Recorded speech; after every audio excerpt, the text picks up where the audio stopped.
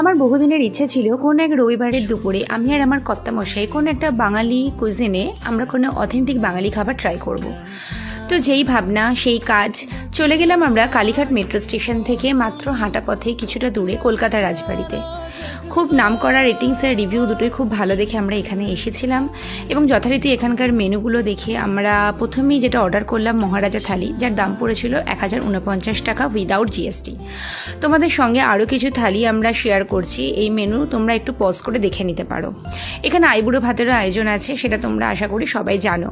তো মহারাজা থালির প্রথমেই আমাদেরকে ওয়েলকাম ড্রিঙ্ক হিসেবে গন্ধরাজ লেবু দিয়ে একটা শরবত দেওয়া হয়েছিল, তারপরে দিয়েছিল ফিশ ফ্রাই আর তার সঙ্গে কিছু ক্রিস্পি পকোড়া, যেটা খেতে অসাধারণ ছিল। তোমরা চাইলে আলাকাট থেকে এগুলো অর্ডারও করে নিতে পারো।